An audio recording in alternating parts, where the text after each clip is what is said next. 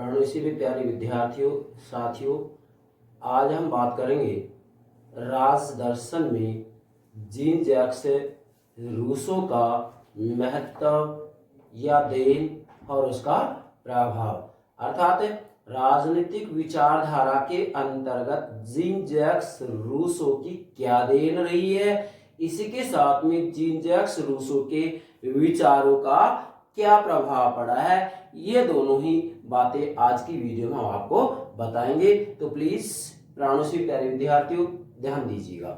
सबसे पहले मैं आपको ये बताना चाहूंगा कि आलोचकों ने जीन जैक्स रूसो को परस्पर विरोधी विचारों के लिए उत्तरदायी ठहराया है। कैसे? जैसे स्वयं जीन जैक्स रूसो कहते हैं कि मनुष्य स्वतंत्र जन्मता है लेकिन सर्वत्र वह बंधनों में जकड़ा हुआ है। ठीक है, परस्पर विरोधी विचार हो गए। दूसरा क्या करें कि मनुष्य पतित पशु है जो चिंतन करता है, ये भी परस्पर विरोधी विचार हो गई। तीसरी कोटेशन क्या बता रहा हूं मैं, ध्यान दीजिएगा।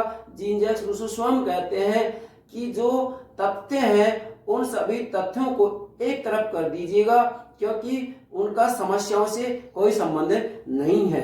कहने का भावार्थ ये कि आलोचक जीन जैक्स रूसो को परस्पर विरोधी विचारों के लिए उत्तरदायी ठहराते हैं, अर्थात एक तरफ जीन जैक्स रूसो कुछ कहते हैं जबकि दूसरी तरफ जीन जैक्स रूसो कुछ कहते हैं। इसलिए परस्पर विरोधी विचारों के लिए जीन जैक्स रूसो को उत्तरदायी ठहराया जाता है। परंतु जो भी है, ये बात सत्य है कि स्वतंत्रता, समानता और प्रजातंत्र से संबंधित जो विचार जीन जैक्स रूसो ने दिए हैं, राजनीति में ये विचार अमर रहेंगे, इसमें कोई संदेह नहीं है।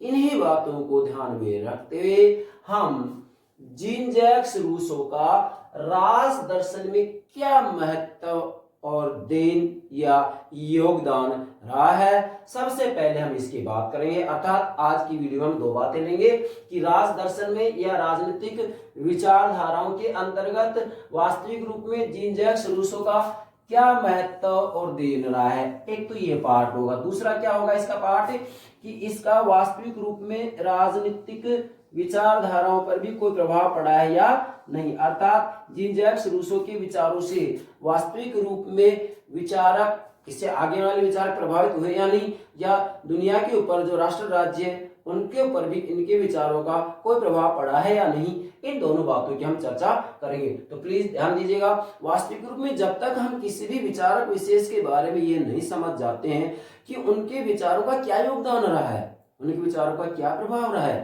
तब तक हम उस राजनीतिक विचारक को ठीक से नहीं समझ पाते हैं। इसलिए हम प्रयास करें कि प्रत्येक राजनीतिक विचारक के बारे में हम ये बताने का प्रयास करेंगे कि उन्होंने राज दर्शन के अंतर्गत क्या कुछ योगदान दिया है और उनके विचारों का क्या प्रभाव पड़ा है। तो चलिए सबसे पहले हम बात करते हैं इसके महत्व और देन की।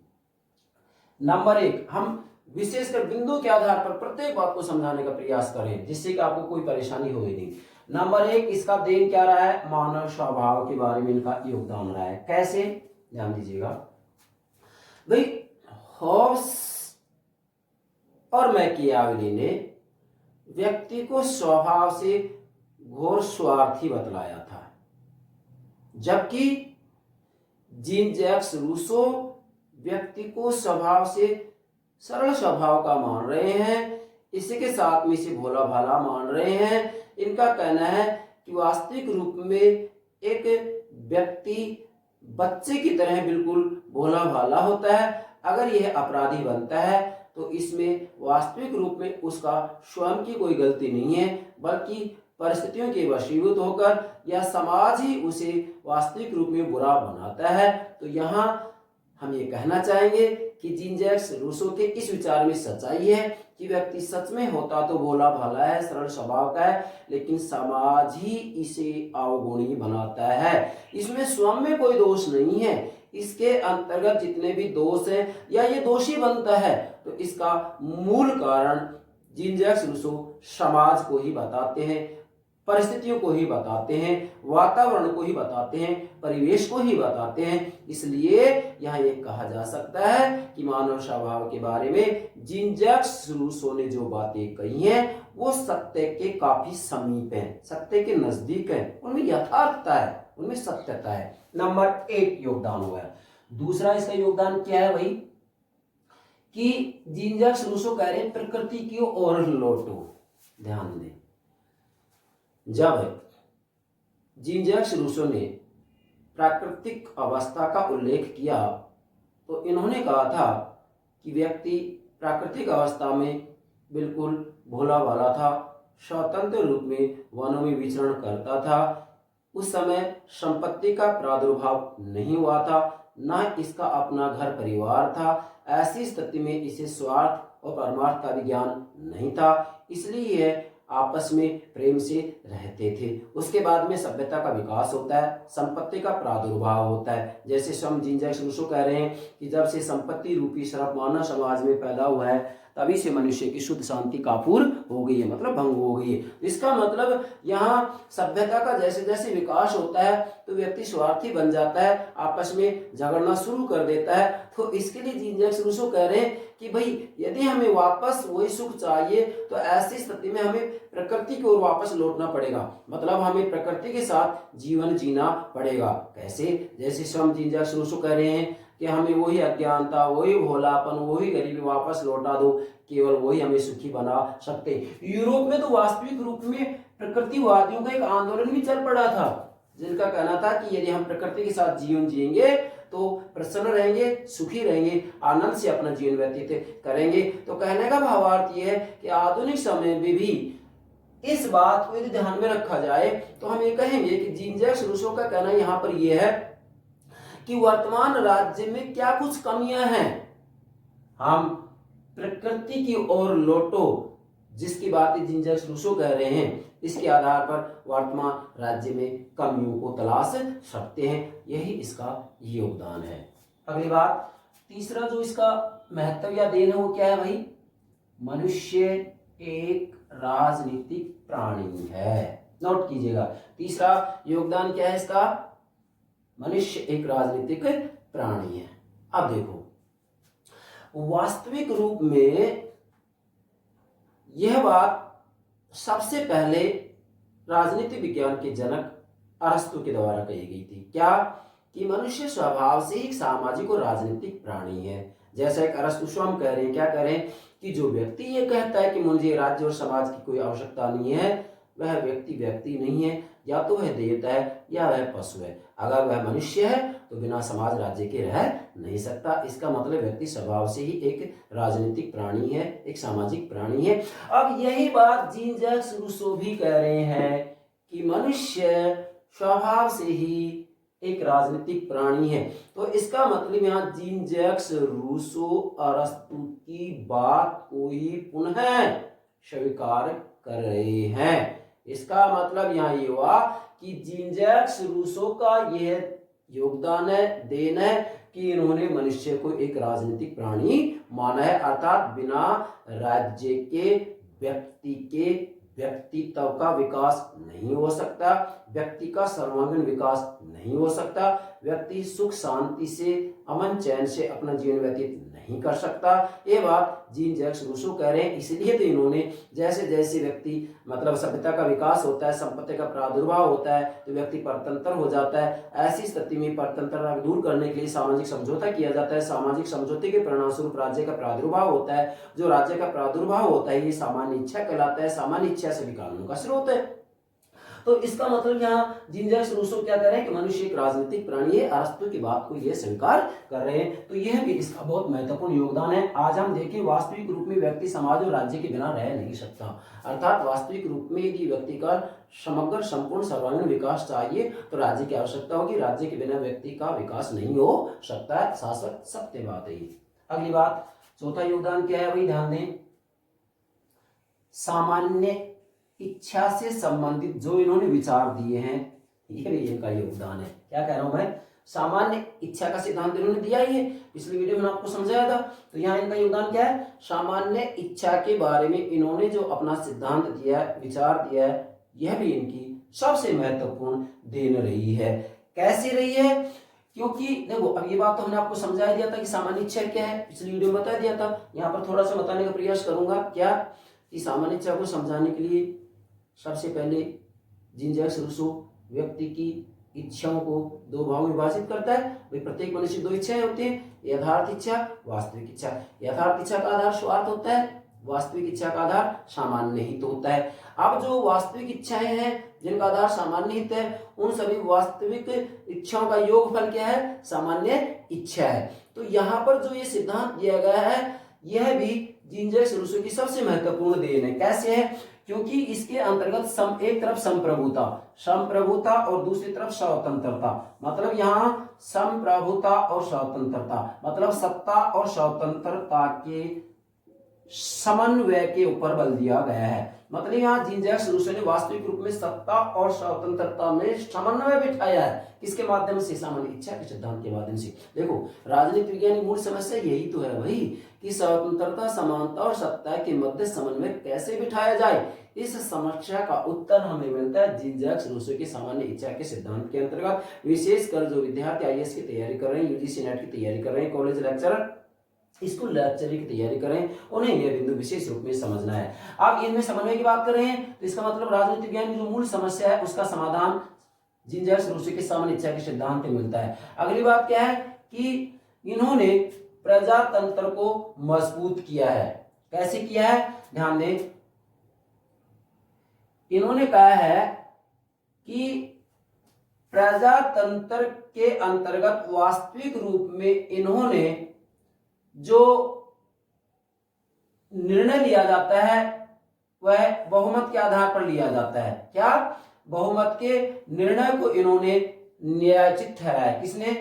जीन जैक्स रूसो ने। मतलब अपनी सामान्य इच्छा के अंतर्गत, ये बात ठीक है, यहां अंतर्विरोध है। सामान्य इच्छा के अंतर्गत जीन जैक्स रूसो का कहना है कि बहुमत का जो निर्णय है वो न्यायोचित है। ऐसी स्थिति में कहा जा सकता है कि इन्होंने प्रजातंत्र को ही मजबूत किया है। किसके आधार पर?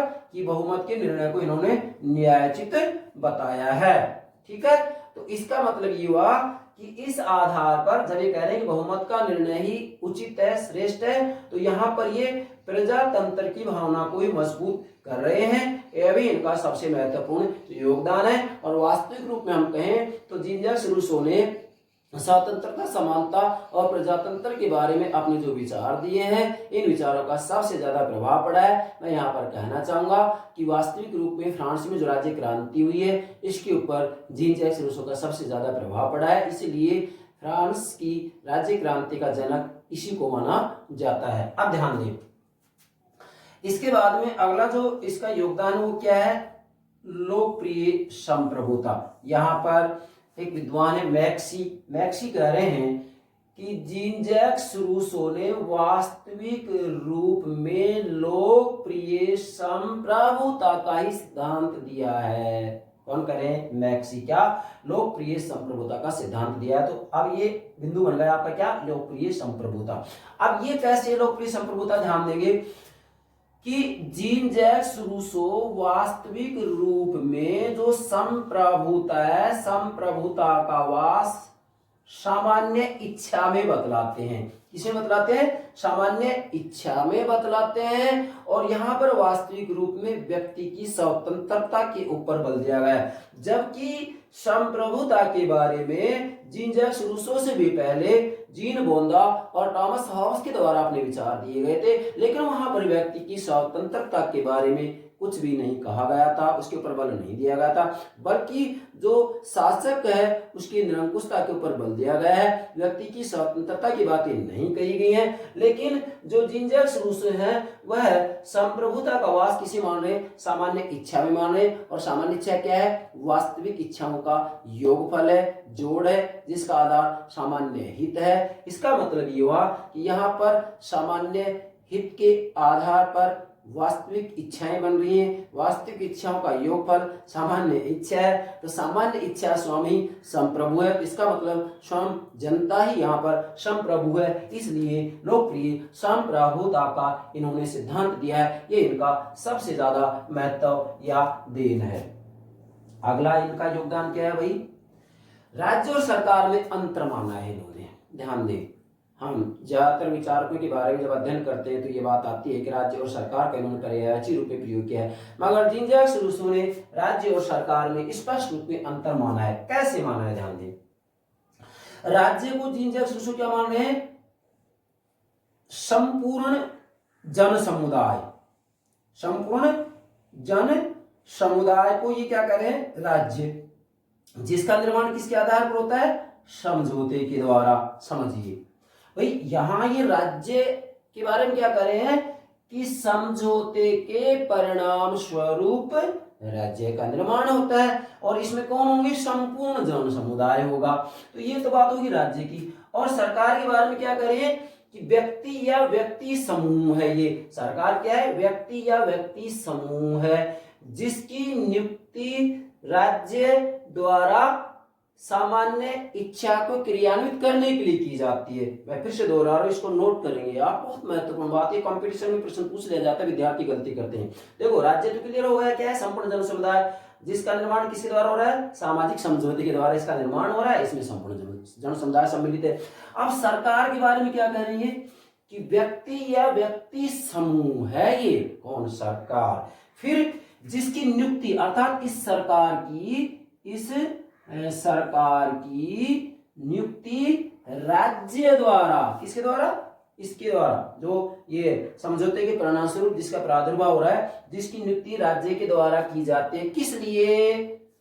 सामान्य इच्छा को क्रियान्वित करने के लिए इसकी नियुक्ति की जाती है। इसका मतलब ये हुआ कि यहां जो राज्य है, सरकार की सत्ता इसके अधीन होगी। किसके अधीन? राज्य के अधीन, जिसका निर्माण किसके द्वारा हो रहा है? समझौते के द्वारा। इसमें कौन है? संपूर्ण जन समुदाय। तो इसका मतलब यहाँ पर अंतिम रूप में सत्ता का वास कहाँ होगा? संपूर्ण जन समुदाय में होगा। इसलिए तो कहा गया है, मैक्सिकैरिक लोकप्रिय संप्रभुता का सिद्धांत इन्होंने दिया है। किसने? जीन जैक्स रूसो ने। तो यहाँ पर मेरे प्यारे विद्यार्थियों, ये बिंदु भी आपको महत्वपूर्ण रूप में समझना है। ये दोनों बातें आप नोट कीजिएगा। यदि ये बातें क्लियर हो जाती हैं तो जीन जैक्स रूसो के कोई भी सिद्धांत को समझने में हमें कोई परेशानी नहीं आएगी। अगला, इनका योगदान, देन या महत्व क्या है? सामाजिक समझौता। अब देखो, ये बात तो क्लियर है कि जीन जैक्स रूसो ने राज्य की उत्पत्ति के संदर्भ में सामाजिक समझौता सिद्धांत दिया है। क्लियर बात। तो अब यहां इसका मतलब क्या होगा? इनकी योगदान क्या है भाई? यहां मूल बात यह है कि इसका तात्पर्य है कि ये राज्य को ईश्वर की कृति नहीं मानते हैं। क्या? क्योंकि इन्होंने विशेषकर वास्तविक रूप में भाई दैवीय सिद्धांत का तो खंडन किया है इन्होंने। हॉब्स ने भी, जॉन लॉक ने भी, जीन जैक्स रूसो ने भी।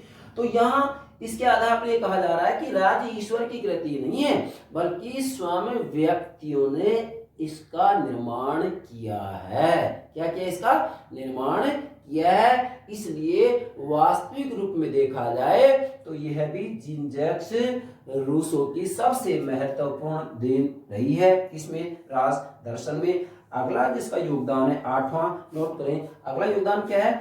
स्वतंत्रता और समानता। बहुत महत्वपूर्ण बात है। देखो, वास्तविक रूप में आपको पहले बता भी चुका हूं कि स्वतंत्रता, समानता और लोकतंत्र, इन तीनों के बारे में जीन जैक्स रूसो ने जो अपने विचार दिए हैं, इनके कारण राजनीति विज्ञान में इनका नाम सदा अमर रहेगा। जब तक ये सृष्टि है तब तक राजनीति विज्ञान में ये सूर्य चंद्रमा की तरह चमकते रहेंगे। राजनीति विज्ञान सदा इनका ऋणी रहेगा। इनके इस ऋण को कभी चुका नहीं सकते ये मानव जाति। ये बात आपको ध्यान में रखनी है। अब समझे स्वतंत्रता और समानता कैसे। देखो, फ्रांस की क्रांति का मुख्य आधार बने ये कौन? जीन जैक्स रूसो ने जो स्वतंत्रता और समानता के बारे में विचार दिए हैं, वास्तविक रूप में ये फ्रांस की क्रांति का मुख्य आधार बना है। भाई क्लियर बात है। फ्रांस की क्रांति का मुख्य नारा क्या था? स्वतंत्रता, समानता और बंधुता। तो यहाँ वास्तविक रूप में फ्रांस की राज्य क्रांति के ऊपर जीन जैक्स रूसो के विचारों का प्रभाव पड़ा है। नंबर एक बात ध्यान रखनी होगी। अगली बात क्या है कि ये कह रहे हैं कि कानून के अंदर ही व्यक्ति स्वतंत्रता का उपभोग कर सकता है। इसका मतलब यहाँ कानून का स्रोत किसको माना जा रहा है? सामान्य इच्छा को माना जा रहा है। और फिर क्या कह रहे हैं कि कानून के अंदर ही व्यक्ति स्वतंत्रता का उपभोग कर सकता है। स्पष्ट रूप में कही इन्होंने, ये कानून का स्रोत क्या? सामान्य इच्छा। इसका मतलब सामान्य इच्छा के अधीन रही। क्यों? सभी कानूनों का स्रोत क्या है? सामान्य इच्छा। और सामान्य इच्छा की अभिव्यक्ति किसके माध्यम से हो रही है? वास्तविक इच्छाओं के माध्यम से। वास्तविक इच्छा का आधार क्या है? सामान्य हित है। तो इसका मतलब व्यक्ति तभी स्वतंत्र होगा जबकि सामान्य हित के आधार पर जिन वास्तविक इच्छाओं का निर्माण हो रहा है और उनसे मिलकर के जिन सामान्य इच्छाओं का निर्माण हो रहा है और इनके आधार पर जो कानून बनाए जा रहे हैं उनका पालन करेगा तो व्यक्ति स्वतंत्र होगा, अन्यथा व्यक्ति परतंत्र होगा। यह बात सत्य के काफी समीप है। नोट करें, यह विचार सत्य के काफी समीप है। मतलब इस विचार में पूर्ण सत्यता है। आधुनिक राष्ट्र राज्यों के अंतर्गत जीन जैक्स रूसो की इस बात को, इस विचार को स्वीकार किया जाता है। यह बात भी आपको महत्वपूर्ण रूप में ध्यान रखनी है। अगला जो इसका देन है या महत्व है या योगदान है, 9वां बिंदु नोट कीजिएगा। क्या है? बहुत महत्वपूर्ण कंपटीशन के लिहाज से कि इनको राष्ट्रीयता का जनक माना जाता है। देखो नोट कीजिएगा क्या है। देखो यहाँ हम केवल भारत के संदर्भ में नहीं करें बल्कि पूरे संसार के संदर्भ में, विश्व के संदर्भ में माना जा रहा है क्या कि जीन जैक्स रूसो राष्ट्रीयता का जनक है। बहुत महत्वपूर्ण बात, एग्जाम प्रश्न पूछा जाता है, विद्यार्थी गलती करते हैं। तो ये राष्ट्रीयता के जनक माने जाते हैं। कौन? Jean Jacques Rousseau. कैसे माने जाते हैं भाई? क्योंकि राष्ट्रीयता के संदर्भ में जो मूल तत्व होते हैं, जिन तत्वों से मिलकर के राष्ट्रीयता का निर्माण होता है, उन तत्वों की चर्चा जीन जैक्स रूसो ने अपने विचारों में की है। इसलिए इनको राष्ट्रवाद का या राष्ट्रीयता का जनक माना जाता है। कैसे? इन्होंने सामुदायिक भावना की बात की है, आपके सामने है इधर। जातीय एकता की बात की है, ठीक है, जातीय एकता की बात की है।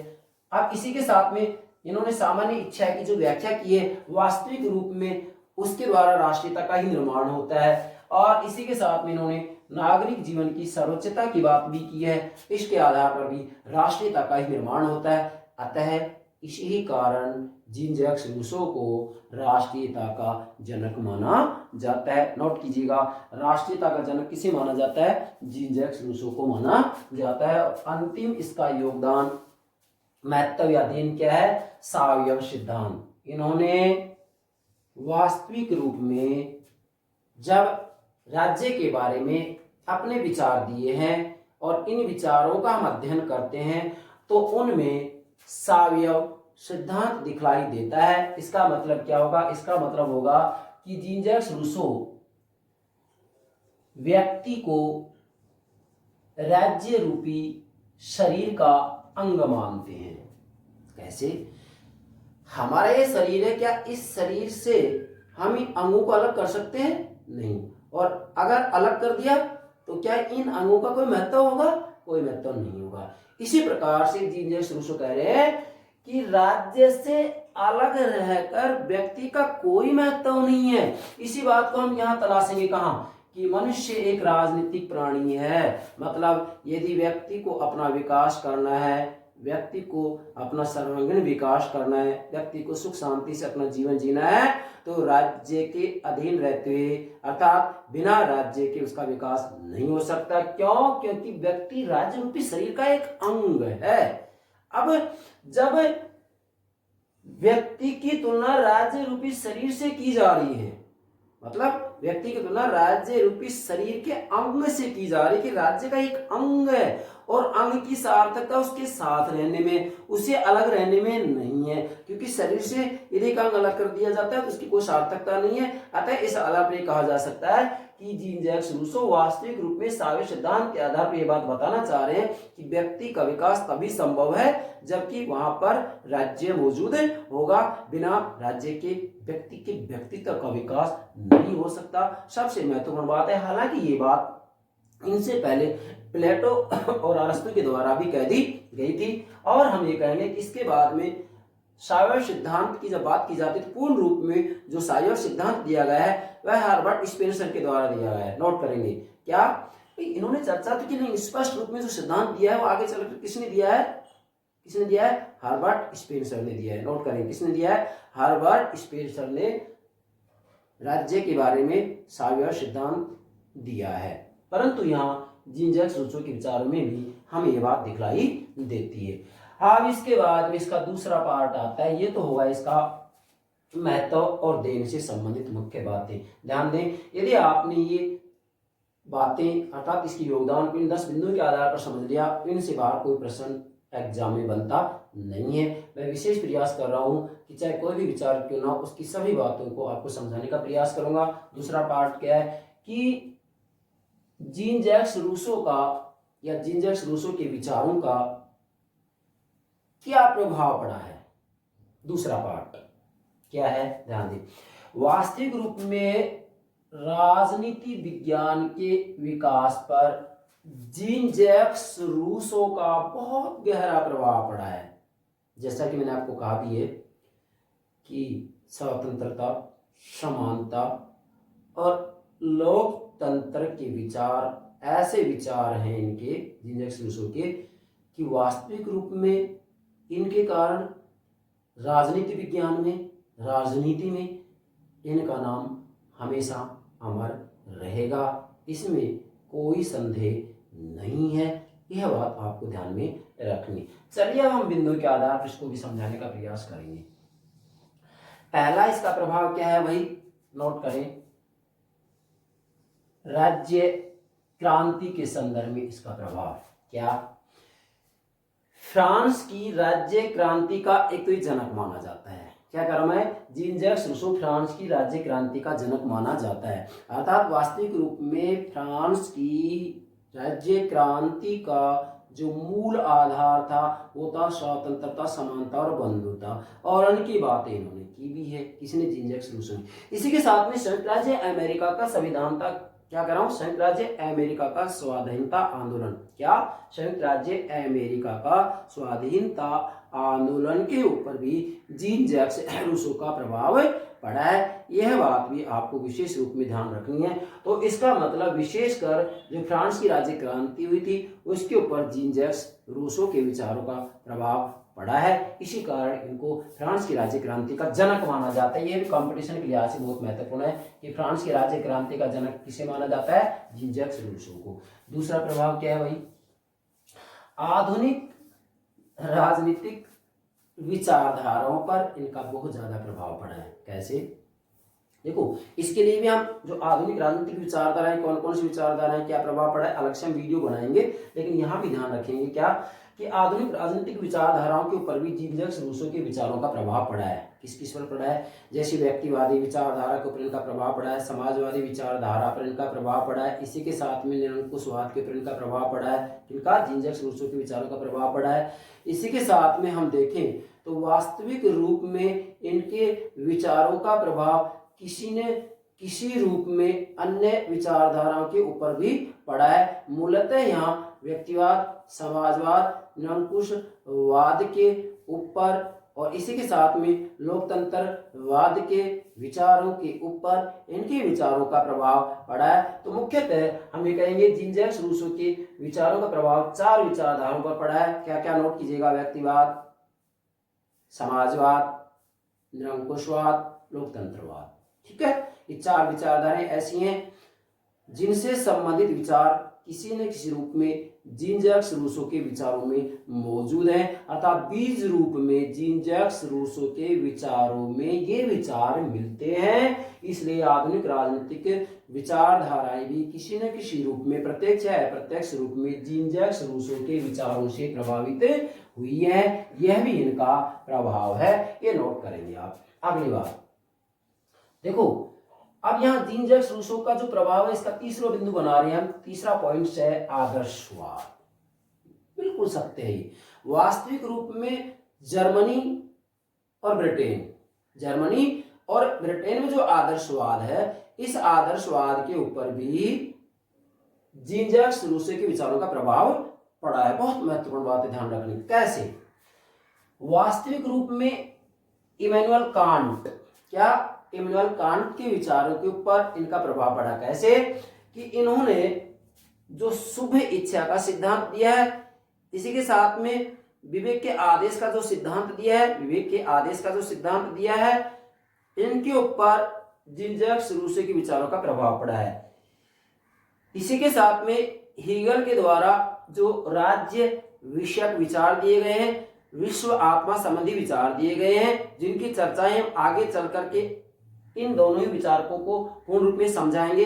यहाँ पर इतना ही ध्यान रखेंगे कि हीगल की विश्वात्मा का विचार और राज्य विषयक विचारों के ऊपर भी जीन जैक्स रूसो अर्थात इनकी सामान्य इच्छा के विचार का प्रभाव पड़ा है। कांट के ऊपर भी इनकी सामान्य इच्छा के सिद्धांत का प्रभाव पड़ा है। इसका मतलब कांट भी इससे प्रभावित हो रहे हैं, हीगल भी इनसे प्रभावित हो रहे हैं, और इसी के साथ में TH. Green, Thomas L green भी इनसे प्रभावित हो रहे हैं। कैसे? जैसे टी.एच. ग्रीन कहते हैं कि वास्तविक रूप में राज्य का आधार इच्छा है, शक्ति नहीं है। यही बात जीन जैक्स रूसो ने भी कही थी। तो इसका मतलब इस रूप में भी टी.एच. ग्रीन, थॉमस हिल ग्रीन जीन जैक्स रूसो के सामान्य इच्छा के सिद्धांत से प्रभावित होते हैं। क्यों? क्योंकि जीन जैक्स रूसो भी वास्तविक रूप में सत्ता का आधार जन सहमति को ही मानते हैं।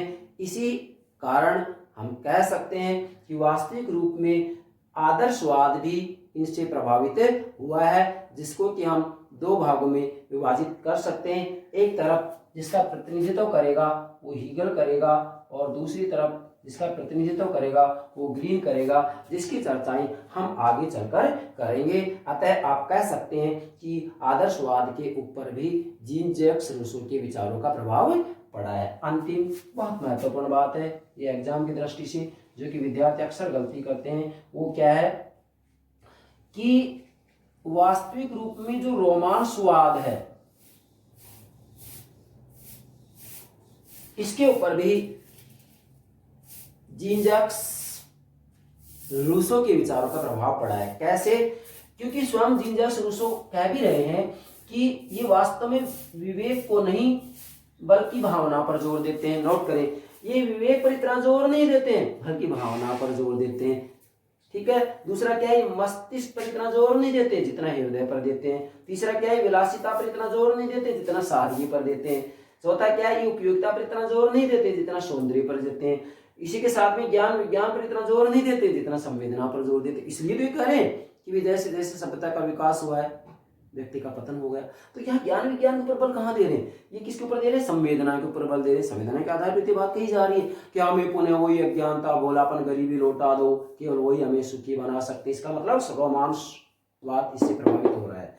अगली बात क्या है, ये यथार्थ पर नहीं बल्कि कल्पना की उड़ान पर जोर देते हैं। भाई इनका सामान्य इच्छा का जो सिद्धांत है, ये देखिएगा यहाँ ये रहा, सामान्य इच्छा का जो सिद्धांत है वो यथार्थ पर आधारित नहीं है बल्कि यहाँ वास्तविक रूप में जीन जैक्स रूसो ने कल्पना की उड़ान भरी है। तो ये हो गया जीन जैक्स रूसो का प्रभाव। किस किस के ऊपर ध्यान देंगे, राज्य क्रांतियां इससे प्रभावित हुई, फ्रांस की क्रांति विशेष के प्रभावित हुई है। दूसरा क्या है, आधुनिक राजनीतिक विचारधाराएं इससे प्रभावित हुई है। अर्थात वास्तविक रूप में जीन जैक्स रूसो के विचारों में किसी न किसी रूप में आधुनिक राजनीतिक विचारधारा बीज रूप में पाई जाती है। ठीक है। तीसरा क्या है, आदर्शवाद इससे प्रभावित हो रहा है। चौथा क्या है, रोमांसवाद भी इससे प्रभावित हो रहा है। तो ये हो गया जीन जैक्स रूसो का प्रभाव। अब हम निष्कर्ष रूप में कह सकते हैं, क्या कह सकते हैं कि वास्तविक रूप में आधुनिक विश्व के अंतर्गत जहां जिस राष्ट्र राज्य में लोकतंत्रीय शासन प्रणालियां हैं वहां हम ये कहेंगे किसी न किसी रूप में संविधानों का जब निर्माण किया जाता है तो यहाँ जीन जैक्स रूसो के स्वतंत्रता, समानता और लोकतंत्रीय जो विचार हैं इनसे किसी न किसी रूप में प्रभावित होते हैं। अतः हम कह सकते हैं कि वास्तविक रूप में राजदर्शन में जीन जैक्स रूसो का सबसे महत्वपूर्ण योगदान रहा है, और ऐसा योगदान है और इसी के साथ में इनका ऐसा प्रभाव है कि इस योगदान और प्रभाव के लिए यह मानव जाति सदा के लिए इनकी ऋणी हो गई है, और इनका नाम तब तक चमकता रहेगा जब तक यह सृष्टि मौजूद है। इनसे ज्यादा और इनका क्या योगदान हो सकता है, क्या प्रभाव हो सकता है। तो प्लीज ये हो गया राजदर्शन में जीन जैक्स रूसो का महत्व या देन और इनका प्रभाव। तो अब प्लीज हमारे YouTube चैनल को सब्सक्राइब अवश्य कीजिएगा। इसी के साथ में हमारी वीडियो को लाइक कीजिएगा, शेयर कीजिएगा। Thank you very much.